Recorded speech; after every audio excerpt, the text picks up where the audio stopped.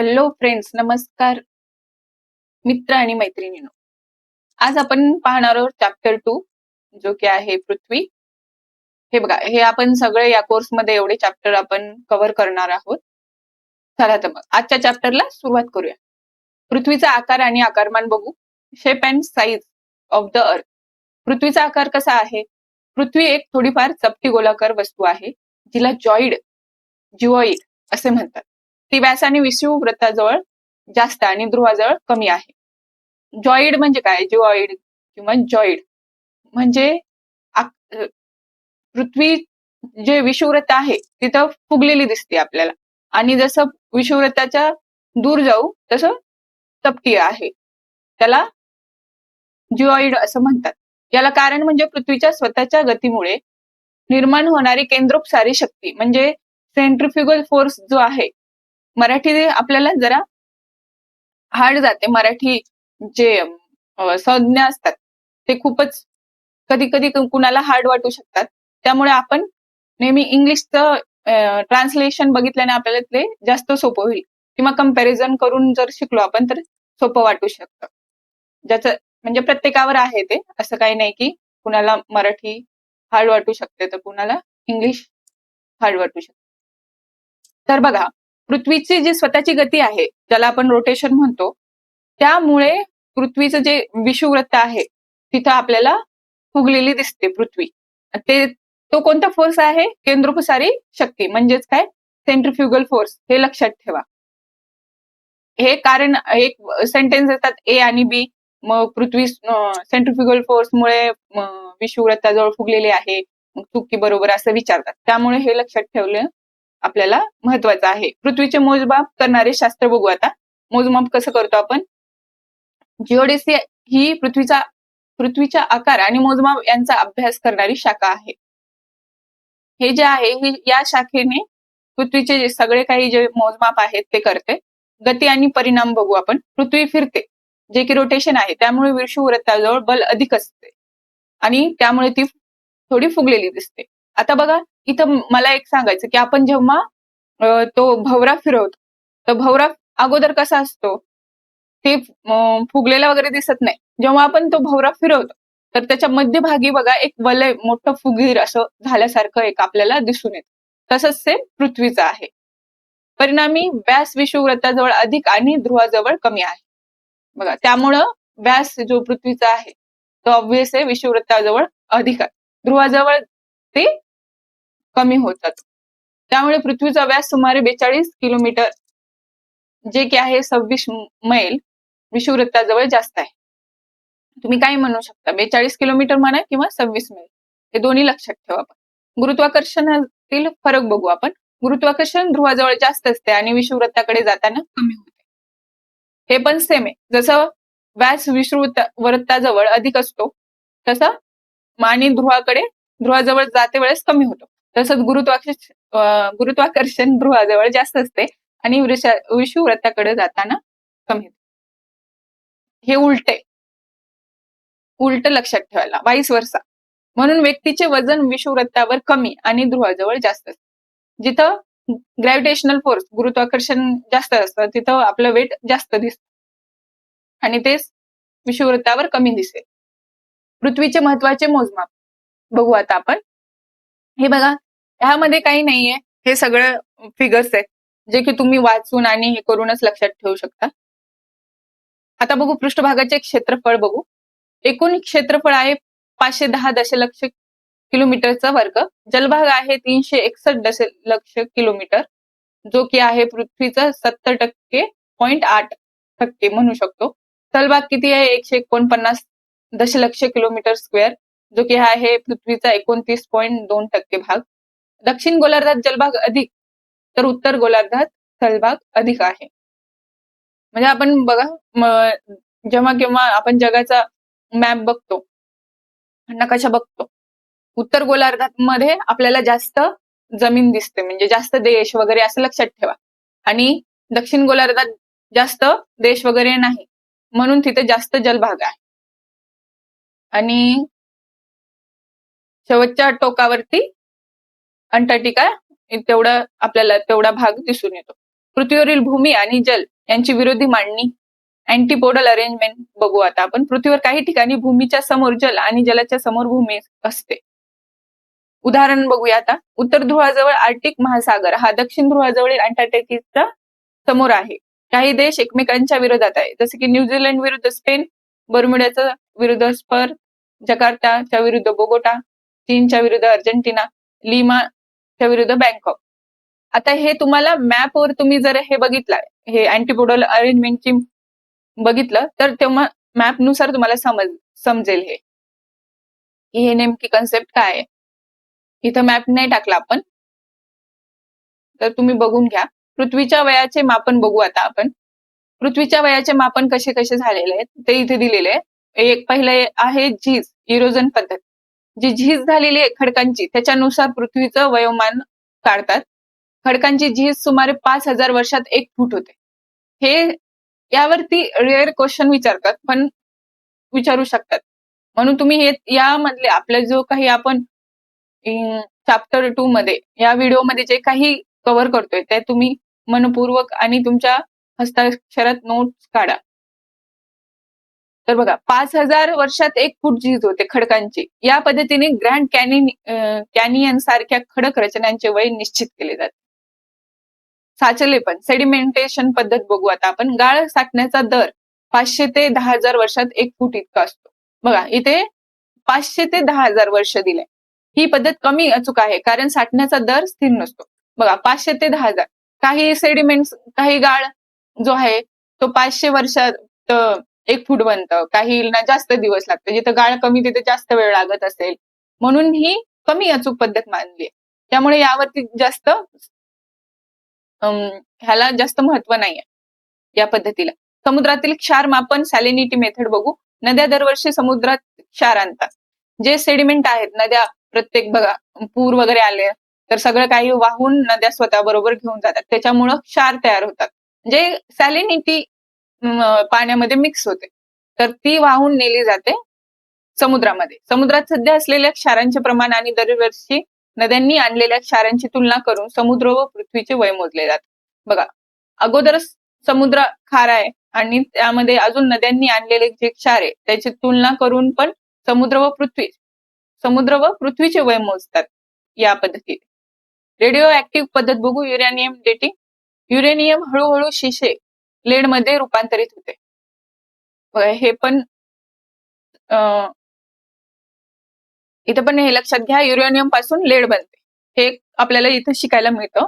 आणि बघा, याची अर्धायुष्यता सुमारे 5 अब्ज वर्ष आहे.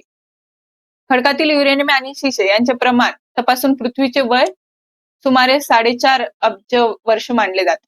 आता बघा, युरेनियम चे शिशेमध्ये रूपांतर व्हायला सुमारे 5 अब्ज वर्ष लागतात. ही त्याची अर्धायुष्यता म्हणजे हाफ इयर. आणि मग हे जे खडकातील युरेनियम आहे आणि त्याचं किती प्रमाणात शिशे झालं त्यावरनं त्याचं वय हे काढतात सायंटिस्ट. आता बघू 5वी मेथड, कार्बन 14 डेटिंग. हे पण मागच्या लेक्चरमध्ये पण कव्हर केले, इथे पण पाहू. सर्व सजीवांमध्ये कार्बन 14 असतो. मृत्यूनंतर त्याचे विघटन होते. याची अर्धायुष्यता म्हणजे 5,600 वर्ष आहे. ही पद्धत 15,000 वर्षापर्यंतच्या जीवाश्मांसाठी वापरतात. यापेक्षा जुने वय मोजण्यासाठी युरेनियम पद्धत वापरतात. बघा, हे कुठपर्यंत आपण कार्बन डेटिंग बघू शकतो, 15,000 वर्षापर्यंत. त्याच्या अगोदर जर आपल्याला वय काढायचं असेल तर आपण युरेनियम पद्धत वापरतो. पुढचं बघूया, पृथ्वीच्या हालचाली बघू आता. म्हणजे हालचाली म्हणजे परिवलन, परिभ्रमण हे बघूया आपण. परिवलन जे आहे, रोटेशन म्हणतात इंग्लिशमध्ये. पृथ्वी पश्चिमेकडून पूर्वेकडे फिरते. इथे बघा, पृथ्वी पश्चिमेकडून पूर्वेकडे फिरते, अँटी क्लॉकवाईज फिरते. एक फेरी पूर्ण होण्यासाठी 24 तास लागतात. यामुळे दिवस रात्र होत असते. परिणाम काय? दिवस रात्र निर्माण होते. कोरिओलिसिस बल जे वाऱ्यांची हे आहेत, वाऱ्यांचे वाहने वगैरे आहे, ते यामुळे ठरते. समुद्राची भरती आहोटी होत असते. विषुववृत्तावर बलाघात जे सेंट्रिफ्युगल फोर्स आहे तो वाढतो. दिवसांचे प्रकार होतात. दिवसांचे प्रकार बघू आता आपण.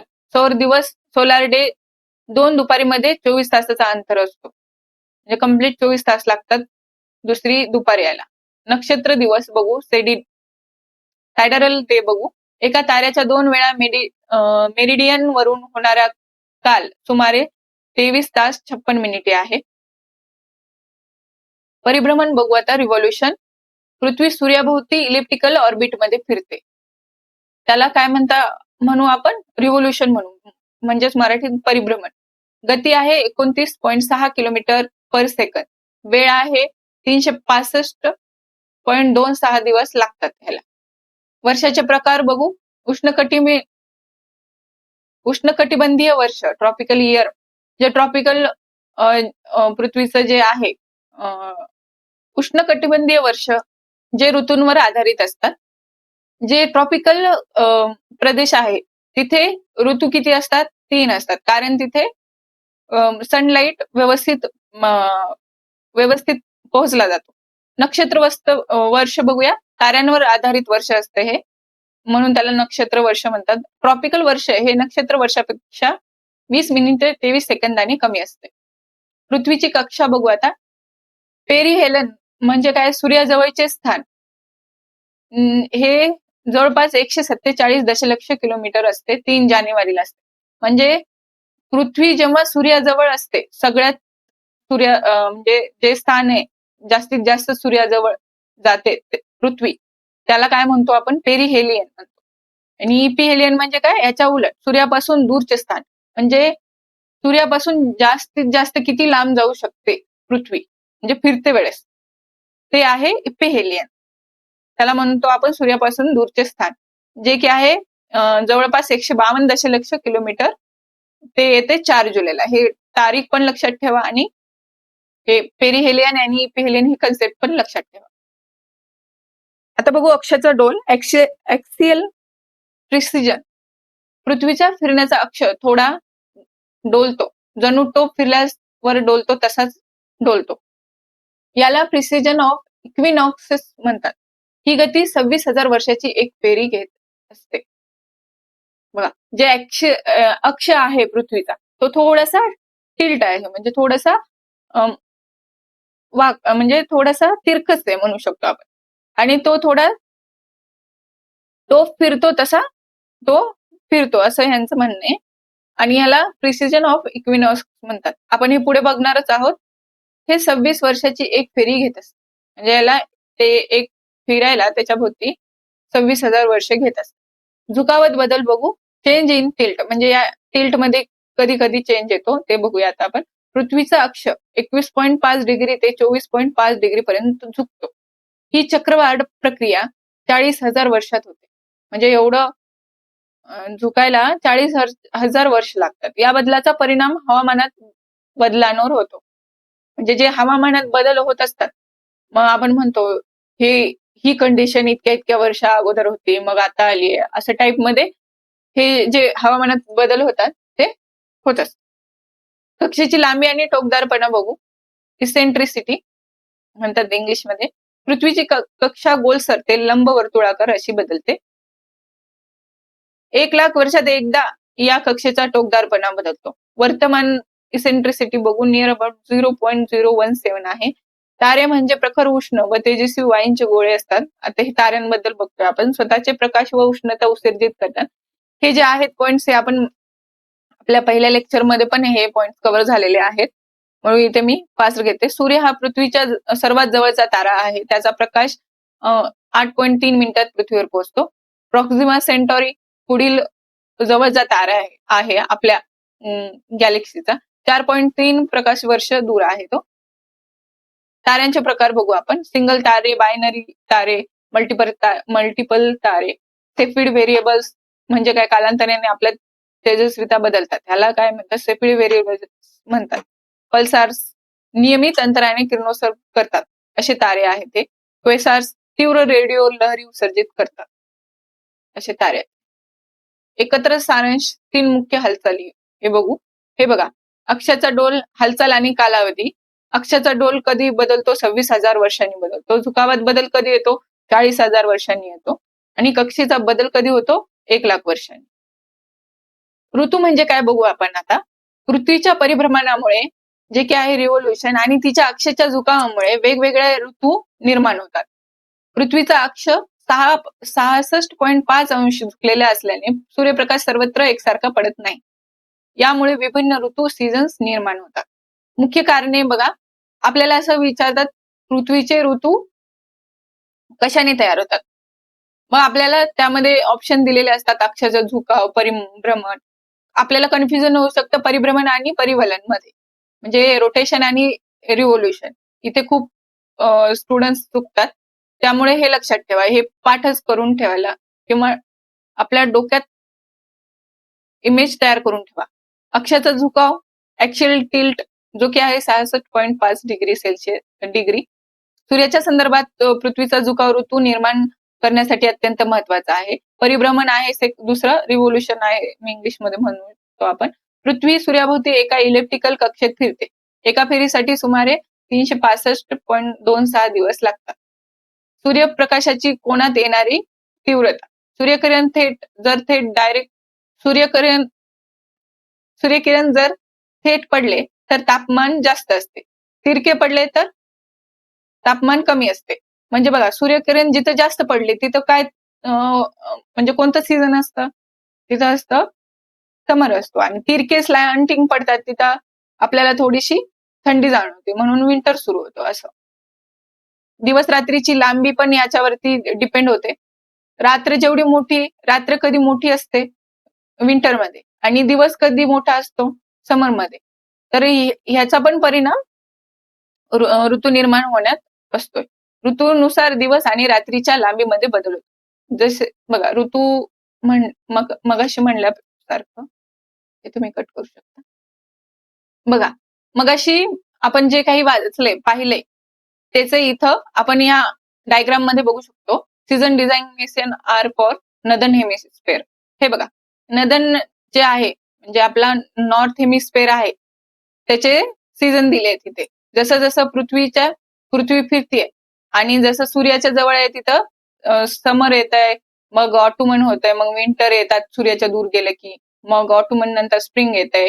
हे बघा, इथं तुम्हाला लक्षात येईल कसे ऋतू बदलतात. आणि हे नदन झालं.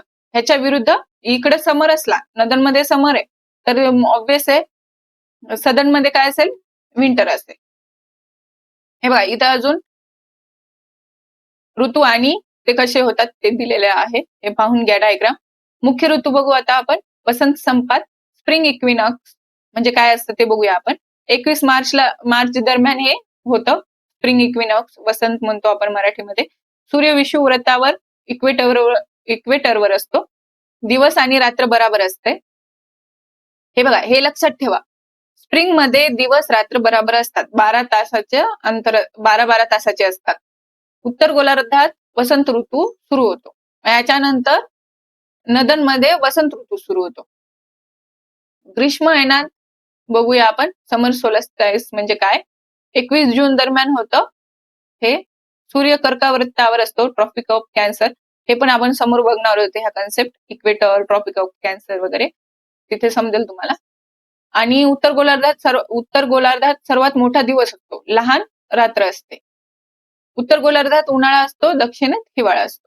ह्याला काय म्हणतात, ग्रीष्ममध्ये असं होतं. शरद इक्विनॉक्स बघू, म्हणजे शरद संपात. ऑटोमन इक्विनॉक्स बघूया, 23 सप्टेंबर दरम्यान होतं. सूर्य पुन्हा विषुववृत्तावर असतो, दिवस आणि रात्र पुन्हा समान असतात. उत्तर गोलार्धात शरद ऋतू सुरू होतो. आता इथे सगळं आपल्याला उत्तर गोलार्ध पकडून सांगितलेले. हिवाळी आहे ना, विंटर सोलस्टाईस बघू, 22 डिसेंबर दरम्यान होतं. सूर्य मकर वृत्तावर ट्रॉपिक ऑफ कॅप्रिकॉर्न वर असतो, जो की सदर्न याच्यात मध्ये येतो, दक्षिण गोलार्धात येतो. उत्तर गोलार्धात सर्वात लांब रात्र, लहान दिवस असतो. आता बघा, सूर्य सदर्न मध्ये गेला तर मग उत्तर मध्ये ऑब्व्हियसली लहान दिवस असणार आहे आणि रात्र मोठी असणार आहे. उत्तर गोलार्धात हिवाळा असणार आणि दक्षिणेत उन्हाळा असणार. पृथ्वीच्या हालचालींचे परिणाम बघू. परिवलन, रोटेशन आणि परिभ्रमण, रिव्होल्युशन ही केवळ दिवस रात्र व ऋतू बदल निर्माण करत नाही, तर ती तापमानातील भौगोलिक फरक देखील निर्माण करतात. बघा, हे ऋतू आणि दिवस रात्र चेंजेस करण्यामध्ये नाही, तर ते तापमान जे आहे पृथ्वीचं, त्याच्यामध्ये पण आपल्याला वेगवेगळ्या ठिकाणी वेगवेगळा फरक दिसून येतो. सूर्यकिरण वर्षभर कर्कवृत्त आणि मकर वृत्त या दोन रेषांदरम्यान फिरत राहतात. या उष्णकटिबंधीय भागांवर सरळ सूर्यप्रकाश पडतो, त्यामुळे हे क्षेत्र उष्णतेचे लाभार्थी ठरतात. बघा, जे उष्णकटिबंधीय प्रदेश आहेत तिथं त्याच्या आजूबाजूचे प्रदेश जे आहेत त्या एरियामध्ये, त्या भागांवर जास्त उष्णता पडते, तिथे जास्त सूर्यप्रकाश असतो. म्हणून जसे आपण विषुववृत्तापासून ध्रुवांकडे जातो तसा तसा सूर्यप्रकाश तिरका आणि कमी प्रभावी होतो. जेवढा सरळ भागावर सूर्याचे किरणे जेवढे सरळ भागावर पडतात, सरळ रेषेमध्ये पडतात, तिथं ऑब्व्हियस आहे उष्णता आणि ऊर्जा जास्त मिळणार त्या भागाला. आणि जसं तिरकस पडेल सूर्याची म्हणजे सूर्याच्या किरणाची प्रभाव कमी होत जाणार, त्यामुळे तिकडे उष्णता कमी मिळणार त्या भागाला. त्यामुळे हे भाग उष्णतेचे विषुववृत्तीय भाग मात्र नेहमी उष्णता जास्त मिळवणारा असतो. बघा, विषुववृत्तीय भागावर आपल्याला नेहमीच उष्णता जास्त मिळत असते, आपल्याला नाही, म्हणजे विषुववृत्त प्रदेशामध्ये जे जे देश आहेत वगैरे. आता पाहूया आपण अक्षांश, लॅटिट्यूड्स म्हणतात त्याला इंग्लिशमध्ये. पृथ्वीचे घूर्णन नक्षाचे छेदनबिंदू म्हणजेच उत्तर ध्रुव आणि दक्षिण ध्रुव, जे पृथ्वीचा आपण हे बघतो, अक्ष बघतो जो टिल्टेड आहे, तो जिथून छेदनबिंदू आपण इमेजनरी आहे, तो छेदनबिंदू जिथून जातो त्याला काय म्हणतात, त्याचे जे टोक आहेत त्याचे उत्तर ध्रुव आणि दक्षिण ध्रुव मधून जातं, छेदनबिंदू आहे तो. विषुववृत्त इक्वेटर ही 0 डिग्री अक्षांश रेषा पृथ्वीला उत्तर व दक्षिण गोलार्धात विभागते. आता बघा, ही पण सगळे हे इमॅजिनरी लाईनच आहे. जे इक्वेटर आहे तो 0 डिग्री मानला जातो आणि पृथ्वीला 2 गोलार्धात विभागतो. एखाद्या ठिकाणचा अक्षांश म्हणजे ते ठिकाण विषुववृत्तापासून उत्तर किंवा दक्षिण दिशेने किती अंशावर आहे हे पृथ्वीच्या केंद्रापासून मोजले जाते. बघा, आपल्याला एखाद्या ठिकाणाचं जर एक्झॅक्ट लोकेशन बघायचं असेल तर मग आपण इक्वेटरला 0 पकडतो, तर मग तो जो एखादा भाग आहे तो दक्षिण गोलार्धात आहे, किती अक्षांशवर आहे आणि कुठे आहे हे आपण काढू शकतो. आणि याला अजून एक एक्झॅक्ट लोकेशन काढायचं असेल तर, आणि आपल्याला अजून एक्झॅक्ट लोकेशन काढायचं असेल तर अक्षांश आणि रेखांश या दोन्हीमध्ये तो कुठे भाग आहे हे बघतो आणि आपल्याला परफेक्ट त्याचं हे जागा कळून जाते. अक्षांश रेषा या सर्व विषुववृत्ताच्या समांतर असतात आणि ध्रुवांकडे जाताना लहान होत जातात. बघा, इथे आहे, ह्या ज्या आहेत ध्रुवांकडे म्हणजे इकडे जाताना ह्यांचं बघा ह्या कमी कमी होत जातात. इक्वेटर ही जी आहे, जे विषुववृत्त आहे हे बघा सगळ्यात मोठी लाईन दिसते आपल्याला. आणि जसं जसं वरती जाऊ आपण ह्याच्याकडे नॉर्थ पोलकडे आणि साऊथ पोलकडे, तसं तसं ह्या लाईन छोट्या छोट्या होत जातात, हे म्हणायचंय या भागामध्ये. आणि ह्या एकमेकांना कशा असतात, समांतर असतात, हे लक्षात ठेवा. अक्षांश नेहमी एकमेकांना समांतर असतात, कन्फ्युज व्हायचं नाहीये. आणि ध्रुवाकडे जाताना त्या लहान होत असतात. अक्षांश रेषा आणि अंश बघू आता आपण. हे बघा, विषुववृत्त इक्वेटर जे 0 डिग्री आहे, कर्कवृत्त ट्रॉपिक ऑफ कॅन्सर इथे, हे ट्रॉपिक ऑफ कॅन्सर म्हणतात त्याला. इक्वेटरच्या लागून जी असते, जी 30 डिग्रीच असते त्याला म्हणतो, नाही इथे दिले बघा, ट्रॉपिक ऑफ कॅन्सर 23.5 डिग्री उत्तर, मकर वृत्त ट्रॉपिक ऑफ कॅप्रिकॉर्न 23.5 डिग्री दक्षिण, आर्टिकल सर्कल 66.5 डिग्री उत्तर आणि अंटार्क्टिका सर्कल आहे 66.5 डिग्री दक्षिण मध्ये. उत्तर ध्रुव 90 डिग्री उत्तर मध्ये आणि दक्षिण ध्रुव 90 डिग्री दक्षिण मध्ये. हे लक्षात ठेवा, हे सगळे अंश जे आहेत ते महत्वाचे आहेत. एकूण 181 अक्षांश रेषा असतात. 0 अंश प्लस 90 अंश नॉर्थ प्लस 90 अंश साऊथ, 90 अंश म्हणू शकतो. एक हे मराठी इंग्लिश मध्ये होऊन जात. 1 अंश अक्षांशाचे सरासरी अंतर सुमारे 111 किलोमीटर आहे, जे की मैलांमध्ये 69 मैल असते. पृथ्वी ध्रुवाजवळ थोडी सपाट असल्याने ध्रुवांजवळ हे अंतर थोडे जास्त आहे. हे बघा, इथे अक्षांशाचे कसं डिस्ट्रीब्युशन केलेले आहे ते दिसते या आपल्याला दोन्ही याच्यामध्ये, दोन्ही इमेजेस मध्ये. हे वरतून आपल्याला असे समांतर दिसतात आणि आतून हे असे काढलेले आहेत. आपल्याला याच्यावरून समजते किती डिग्रीवर काय आहे वगैरे. पुढचं बघू आता आपण. सूर्यप्रकाश व दिवस रात्र फरक कसं असते. संपात म्हणतात. संपातच्या वेळेस जे काही आहे ते बघूया आपण.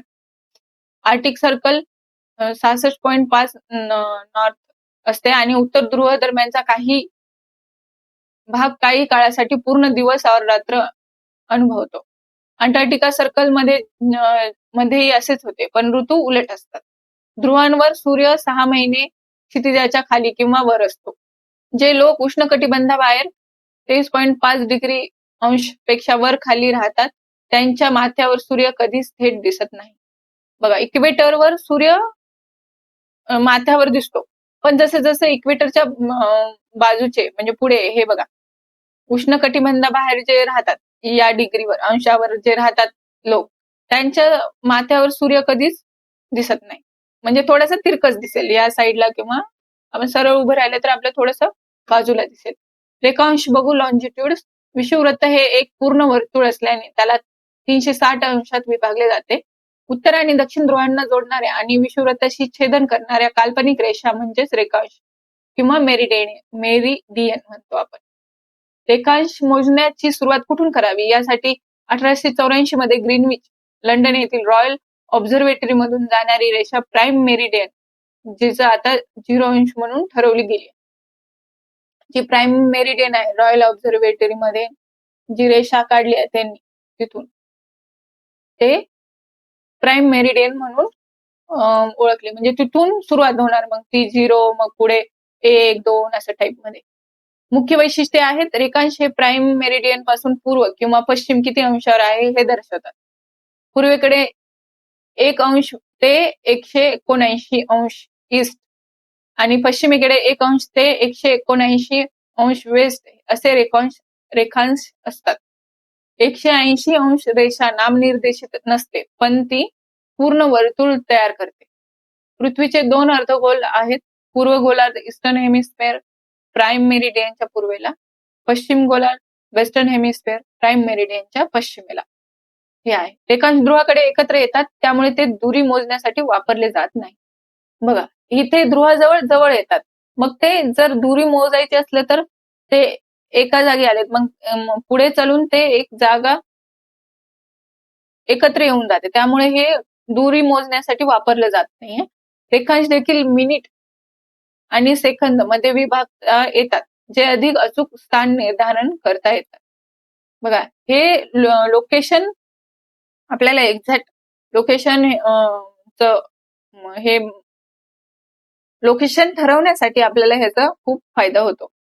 महासमवृत्त, ग्रेट सर्कल आणि लघु समवृत्त, स्मॉल सर्कल याविषयी बघूया आता आपण.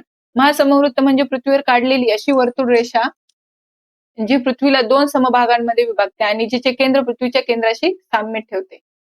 हे पृथ्वीवर काढता येणारे सर्वात मोठे वर्तुळ असते, ज्याला म्हणतो आपण ग्रेट सर्कल. लघु समवृत्त म्हणजे असे वर्तुळ जे पृथ्वीच्या केंद्रातून जात नाही आणि पृथ्वीला असम भागांमध्ये विभागते. अक्षांश रेषांमध्ये फक्त विषुववृत्त इक्वेटर हेच महासमवृत्त आहे, बाकी सर्व लघु समवृत्त असतात. सर्व देशांवर रेषा यांच्या विरोधी असलेल्या रेषेसोबत मिळून महासमवृत्त तयार करतात. सिद्धांतिक दृष्ट्या पृथ्वीवर अमर्याद महासमवृत्त काढता येऊ शकतात. हे बघा, इथे दिले ग्रेट सर्कल आणि स्मॉल सर्कल, यावरून तुम्हाला आयडिया येईल. अक्षांश व देशांतर विषयी महत्वाची माहिती बघू. विषुववृत्त जे 0 अंश अक्षांश आहे, 13 देशातून जाते. यामध्ये कोणते कोणते देश आहेत बघा, 13 देश, आणि इथे नाव दिलेली आहेत. हे सगळं तुम्ही तुमच्या भाषेत तुम्हाला जमेल तसं ह्याचा ना तुम्ही स्वतःला जमल तसं हे करा, शॉर्ट मध्ये करून हे डोक्यात ठेवा. याच्यावरती नेहमी प्रश्न विचारतात की इक्वेटरवर हे देश आहेत, मग 1 अंश मग देतात कोलंबिया, ब्राझील किंवा भारत असं देतात. मग आपल्याला त्याचा आन्सर लिहायला लागतं. म्हणून तुम्ही तुमची स्वतःची ट्रिक वापरून इक्वेटरवर कोणते येतात, कर्कवृत्तावर कोणते येतात, हे तुम्ही ट्रिक नुसार तुमच्या लक्षात ठेवा, एकदम फिट करून ठेवा. बघा, आता आपण बघू 13 देशातून जाते. ते 13 देश आहेत: Ecuador, Colombia, Brazil, Sao Tome, आणि Principe, Gabon, Congo, Democratic Republic of Congo, Uganda, Kenya, Somalia, Maldives, Indonesia, Kiribati हे एवढे येतात. भौगोलिक वैशिष्ट्य आहेत म्हणजे भौगोलिक कोणत्या अँडीज पर्वत मधनं जाते, अमेझॉन नदीमुख आहे, कॉंगो खोरे आहे, व्हिक्टोरिया सरोवर आहे. हे रियाल जुबा आहे बहुतेक, सुमात्रा, बॉर्निओ हे आहे. कर्कवृत्तावर बघूया आपण, जे की आहे 23.5 अंश उत्तर अक्षांशवर कोणते कोणते देश येतात. Mexico, Egypt, Saudi Arabia, Bharat, Bangladesh हे लक्षात ठेवा. आपण येतो कर्कवृत्ताच्या आपल्या भारतामधून जाते ही लाईन. बांगलादेश, म्यानमार, दक्षिण चीन, तैवान. वैशिष्ट्य आहे मेक्सिको आखातमधून जाते, मेक्सिकन पठार. सहारा वाळवंट, नाईल नदी, लाल समुद्र, अरबी द्वीपकल्प, गंगा, ब्रह्मपुत्र, त्रिवेणी, इंडो चायना द्वीपकल्प, रेड नदी. ह्याच्या मकर वृत्त बघू. 23.5 डिग्री नाहीये ते अंश दक्षिण मध्ये अक्षांश बघू. देश आहेत Chile, Argentina, Paraguay, Brazil, Botswana, दक्षिण आफ्रिका, मादागास्कर, ऑस्ट्रेलिया. वैशिष्ट्य आहेत अँडीज पर्वत ग्रँड चाको मधनं जाते, ब्राझिलियन पठार, नाबी वाळवंट, कालाहरी वाळवंट, मोझांबिक खाडी, ग्रेट डिवायडिंग पर्वत श्रेणी. अंटार्क्टिक वर्तुळामधनं बघू आता. 66.5 अंश दक्षिण अक्षांश मध्ये प्रामुख्याने दक्षिण महासागर जाते, फक्त थोडा भाग अंटार्क्टिका मधून जातो. जास्त करून दक्षिण महासागर मधनच जाते. थोडासा वरचा भाग आय गेस अंटार्क्टिकाचा तो कव्हर करतो. आर्टिक वर्तुळ मध्ये बघू 66.5 डिग्री अंश जे काही आहे अक्षांश बघू. उत्तर मध्ये बेरिंग सामुद्रधुनी, अलास्का, डेव्हिस सामुद्रधुनी, ग्रीनलँड, स्कॅन्डिनेव्हिया, सायबेरियन पठार मधून जाते. प्रधान मध्य रेषा जे 0 अंश देशांतर आहे ते बघूया. युनायटेड किंगडम येतं, फ्रान्स येतं, स्पेन, अल्जेरिया, माली, घाना इत्यादी दिले, म्हणजे अजून असतील एक दोन. समर सोलस्टाईस बघू. जून 21 सर्वात मोठा दिवस, पोलार डे म्हणतात. 6 महिन्यांचा दिवस असतो उत्तर ध्रुवामध्ये. 6 महिन्यांचा दिवस म्हणजे तिथे रात्र होतच नाही. आर्टिक वृत्त आहे 66.5 अंश नॉर्थ मध्ये 24 तासांचा दिवस असतोय. कर्कवृत्तावर मग तेव्हा 13.5 तासांचा दिवस असतो, जो की आहे 23.5 अंश नॉर्थ मध्ये. विषुववृत्तावर 12 तासांचा दिवस, 12 तासांच्या रात्र असते. मकर वृत्त बघू. 10.5 तासांचा दिवस असतो, 23.5 अंश साऊथ मध्ये. अंटार्क्टिका व्रतावर काय असते 0 तासांचा दिवस असतो, म्हणजे तिथं काय असते दक्षिण ध्रुवामध्ये 6 महिन्यांची रात्र असते, पोलार नाईट असते. जेव्हा समर मध्ये पोलार डे असतो तेव्हा साऊथ मध्ये काय असते, नॉर्थ मध्ये समर चालू असते तेव्हा साऊथ मध्ये नाईट चालू असते. 6 महिन्याची रात्र आणि 6 महिन्याचा वरती दिवस. हे बघा तेच आपल्याला दिले. या डायग्राम मध्ये जास्त एक्सप्लेन होते. तारीख व वेळेचे वितरण बघू आता आपण. जागतिक पातळीवरील वेळ व तारीख यांच्या गोंधळाला टाळण्यासाठी संपूर्ण जगाला 24 प्रमाण वेळ पट्ट्यांमध्ये विभागले गेले.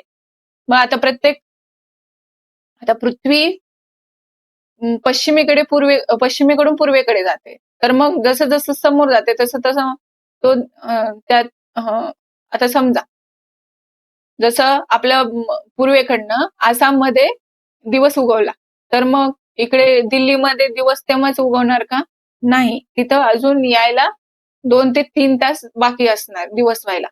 त्यामुळे हे गोंधळ टाळण्यासाठी एक स्टँडर्ड टायमिंग म्हणजे तारीख आणि वेळेचं वितरण व्हावं म्हणून हे 24 प्रमाण वेळ बनवलेले आहेत अख्ख्या जगामध्ये. आता त्याचा विषय आपण बघूया. प्रधान मध्य रेषा म्हणजे ग्रीनविच मेरिडियन जी आहे ती आंतरराष्ट्रीय वेळ मोजण्याचे मूल बिंदू मानले जाते.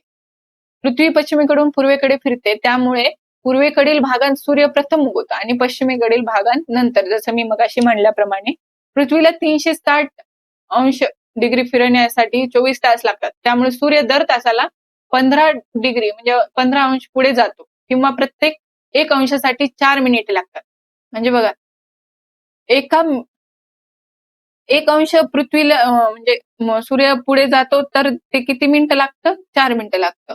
ह्याच्यावरती पुष्कळ सारे MPSC मध्ये क्वेश्चन विचारतात. त्याच्यावरती मग कॅल्क्युलेशन बेस्ड क्वेश्चन विचारतात, हे लक्षात घ्या. त्यामुळे प्रत्येक देशांतर रेषेवर सूर्य दर 4 मिनिटांनी येतो. जीएमटी ग्रीनविच मीन टाइम हे प्रमाण मानून प्रत्येक 15 अंश पूर्वेकडे गेल्यास +1 तास. म्हणजे हे बघा, प्रत्येक 15 डिग्रीला पूर्वेकडे गेले पृथ्वी फिरली तेव्हा +1 तास होणार, आणि त्याच विरुद्ध पश्चिमेकडे गेलास तर -1 तास होईल. लक्षात ठेवण्याचा सोपा फॉर्म्युला आहे EGA ईस्ट गेन ऍड. बघा, पूर्वेकडे गेलं ऍड होणार, आणि WLS वेस्ट लॉस सबस्ट्रॅक्ट. म्हणजे जर मग आता पश्चिमेकडे गेलं कोणी तर हे करायचं, 1 तास मायनस होणार.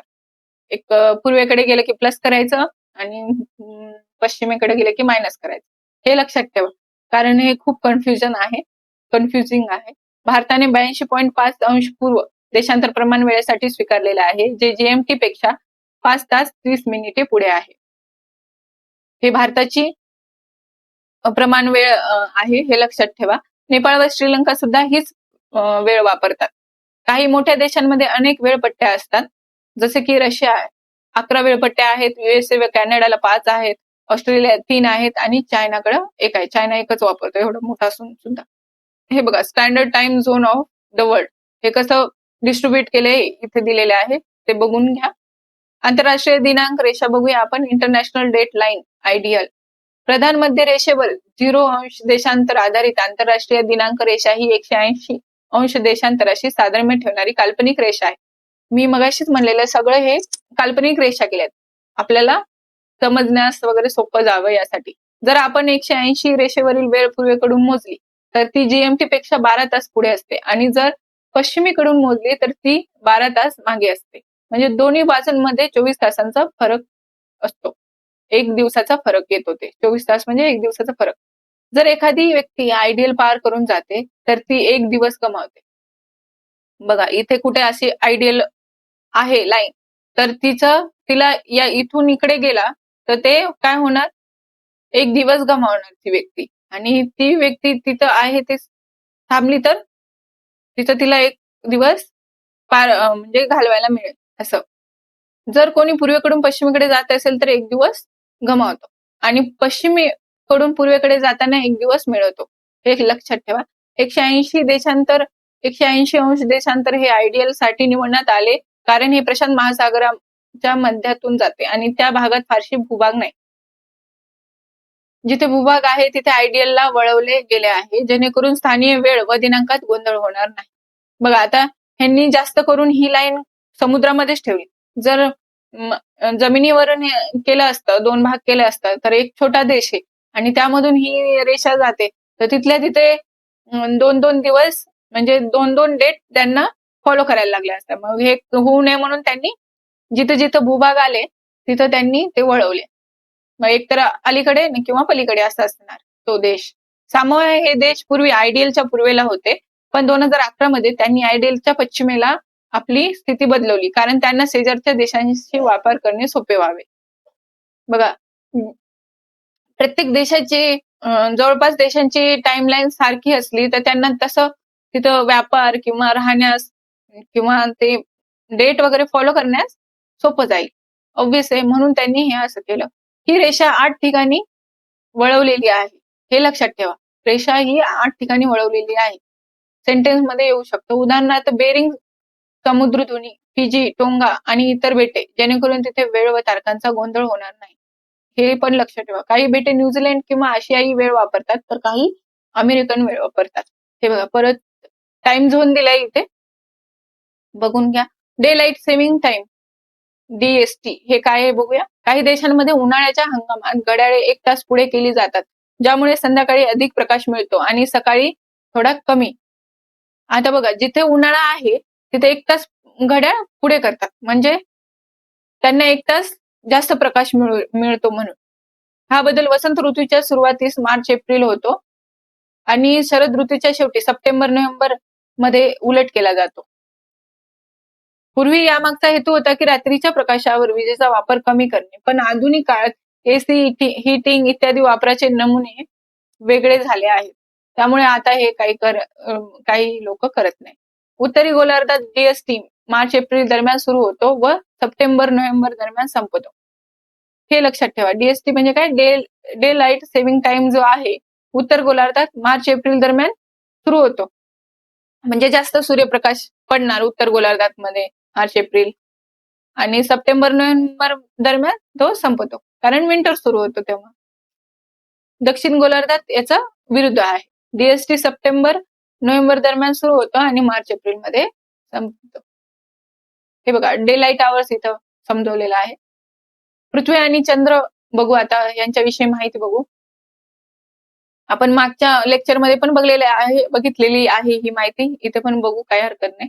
चंद्राचे आकारमान पृथ्वीचं फक्त 27% इतके आहे. व्यास किती आहे चंद्राचा? 3474 किलोमीटर. पृथ्वीचा व्यास किती आहे? 12742 किलोमीटर. पृष्ठभाग चंद्राचा आहे 37.9 दशलक्ष किलोमीटर स्क्वेअर. फक्त 7.4% येतं. पृथ्वीच्या आयतन फक्त 2% आहे. वस्तुमान आहे फक्त 1.2%. चंद्र पृथ्वीभोवती अंडाकृती कक्षेत फिरतो. जवळचे स्थान पेरिजी आणि दूरचे स्थान अपोजी म्हणतो.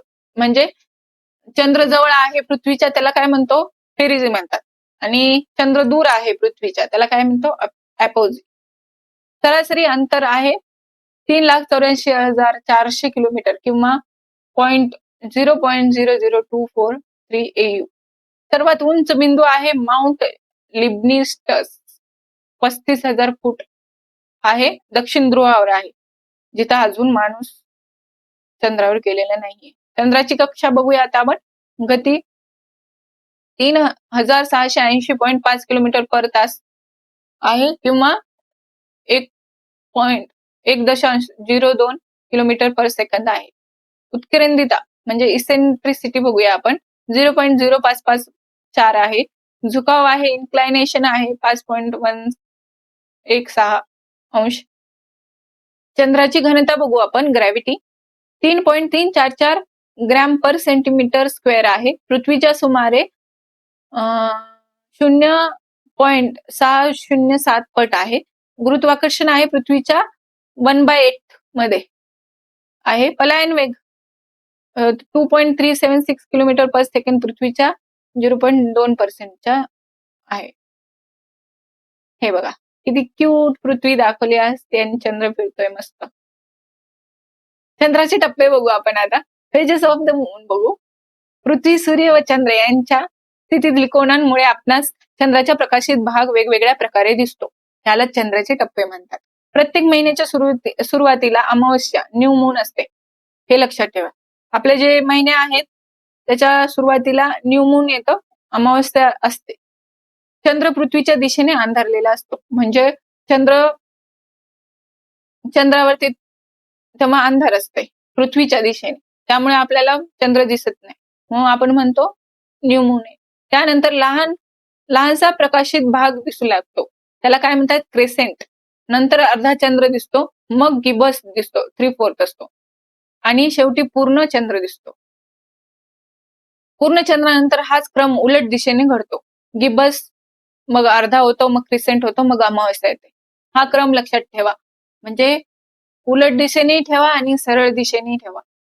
विचारू शकतात MPSC मध्ये, काय सांगता येत नाही. चंद्राचा परिभ्रमण कालावधी 27.322 दिवस आहे. हा त्याचाच परिभ्रमण कालावधी सारखा असल्यामुळे पृथ्वीवरून फक्त एकाच बाजूचा चंद्र दिसतो.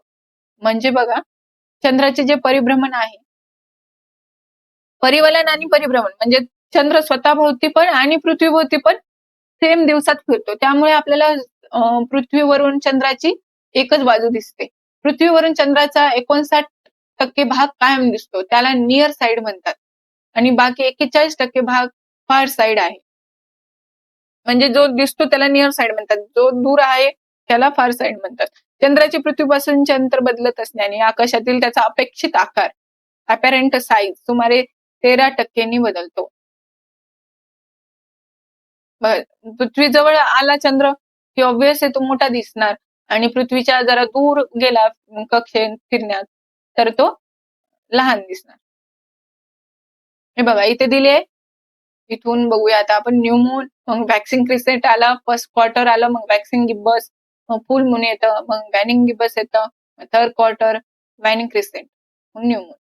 मराठीत सोपं आहे याच्यापेक्षा.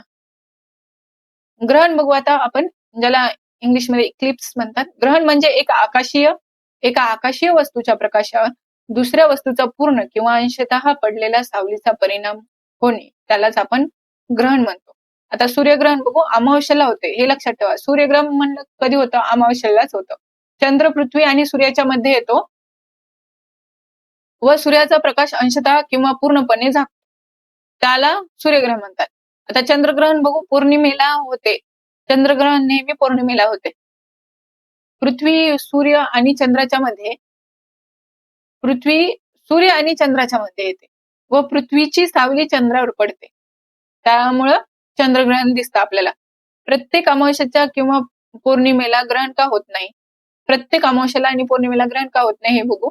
चंद्राचा कक्ष पृथ्वीच्या कक्षाशी सुमारे 5 डिग्रीने कललेला असतो, त्यामुळे सर्व अमावस्या और पौर्णिमेला ग्रहण होत नाही. महत्वाचे शब्द, सिझिगी म्हणजे काय बघू आता आपण.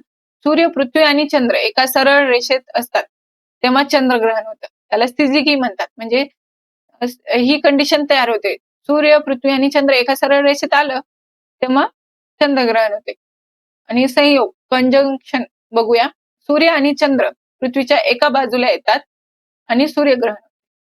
ह्याचे डायग्राम आपण पुढे बघणार आहोत, तुम्हाला अजून क्लिअर होईल हे जे चंद्रग्रहणाविषयी. सावलीचे प्रकार बघूया. अम्रा ही सावली आहे, गडद मध्यवर्ती सावली असते, पूर्ण ग्रहण असते. आणि हे पण पुढच्या डायग्राम मध्ये तुम्हाला समजून जाईल. इथं फक्त आपण बघूया की काय मिनिंग आहे. पेनुम्ब्रा फिकट बाह्य सावली असते, अंशतः ग्रहण असते. डायमंड रिंग इफेक्ट काय आहे बघूया. काही वेळा पूर्ण सूर्यग्रहणाच्या वेळी सूर्याभोवती तेजस्वी वलय दिसते, त्याला डायमंड रिंग म्हणतात. दृश्यमानता बघू आता. चंद्रग्रहण पृथ्वीच्या रात्रीच्या बाजूवरून कुठूनही पाहता येते. जेव्हा चंद्रग्रहण होते तेव्हा पृथ्वीवर रात्र असते, ज्या ज्या भागात रात्र आहे त्या त्या भागातून कोणीही हे चंद्रग्रहण बघू शकतो, कुठूनही बघू शकतो, पण रात्र असायला पाहिजे. सूर्यग्रहण फक्त मर्यादित भागातूनच दिसते. चंद्रग्रहण अधिक वारंवार होते, सूर्यग्रहण कधीतरी होते. हे बघा, सोलार इक्लिप्स बघू, म्हणजे सूर्यग्रहण. सूर्य आहे बघा, चंद्र आला आणि पृथ्वी एका सरळ रेषेत आले, पण आता बघा सूर्याची किरण पडले चंद्रावर आणि चंद्राची मग सावली पडली पृथ्वीवर.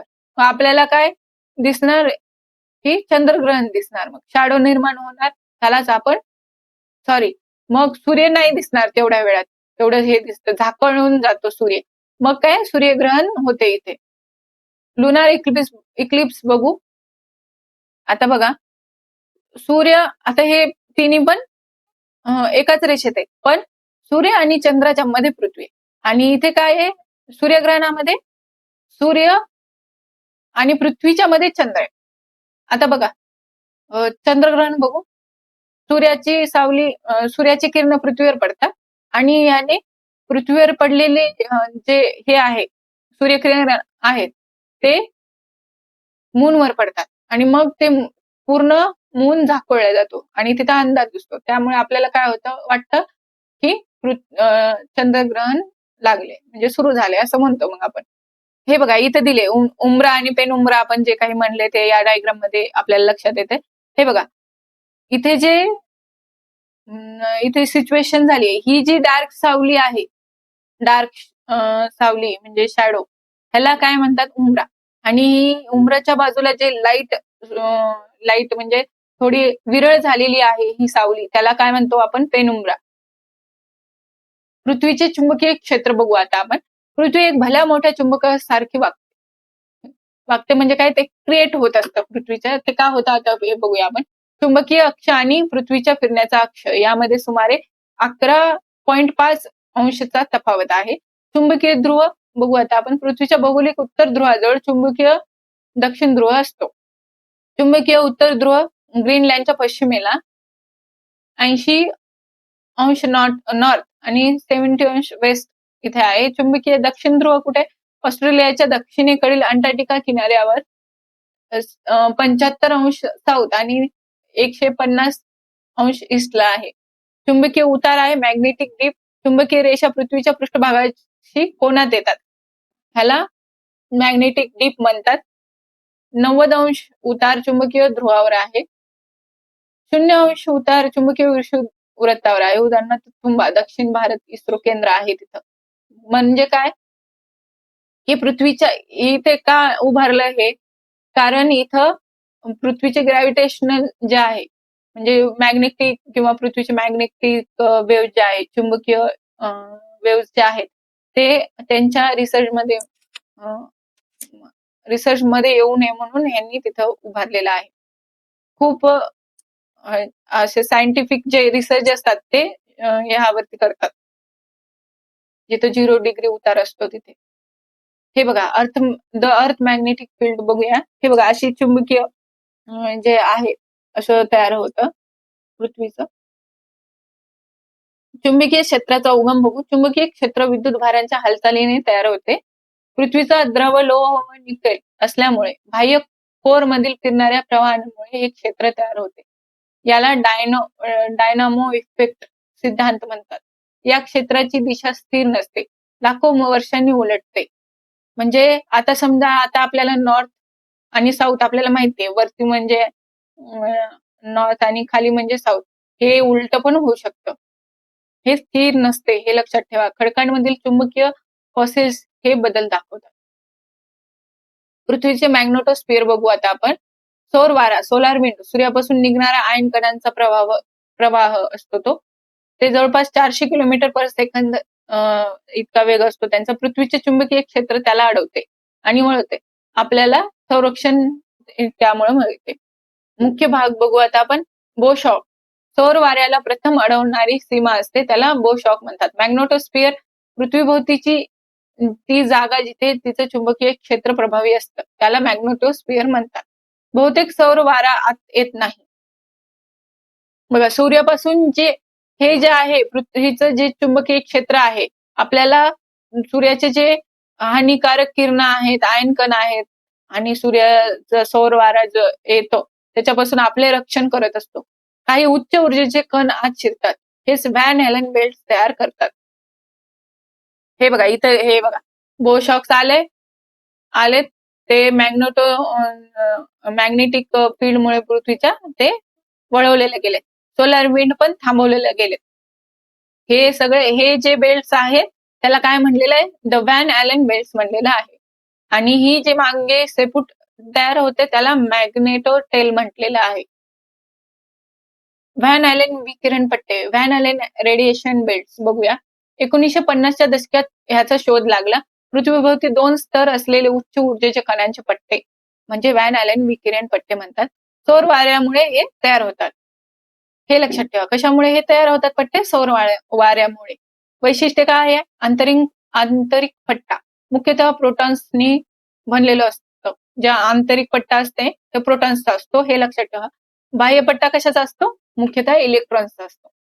उंची किती असते? 650 किलोमीटर ते 65,000 किलोमीटर पर्यंत असते. प्रभाव बघूया आता आपण. हे कण वातावरणाशी टकराव करून Arora, northern lights and southern lights निर्माण करतात. साऊथ अटलांटिक अनॉमली, दक्षिण अटलांटिक वर एक विशेष भाग जिथे हे विकिरण पृथ्वीच्या अधिक जवळ येते, उपग्रहांसाठी धोकादायक असते.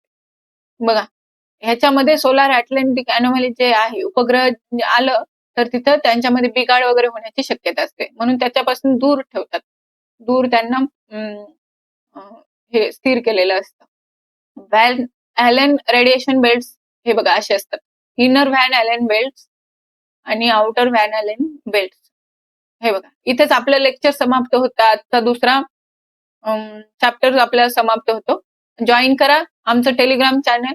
इंग्लिश आणि मराठीचे इथे PDF मिळते तुम्हाला या चॅनलवर. हे जेवढं आपलं लेक्चर झाले त्याचे सगळे आपल्याला इंग्लिश आणि मराठीमध्ये PDF मिळून जातील. आणि आपला पूर्ण एन्शियंट हिस्ट्री लेक्चरचा जो कोर्स आहे आपला फ्री मध्ये आहे, जो की YouTube आणि आपल्या चॅनलवर अवेलेबल आहे. चला आमच्या एफर्ट्स साठी प्लीज लाईक करा, शेअर करा, सबस्क्राईब करा आमच्या चॅनलला. थँक्यू. भेटू आता ऍपवर.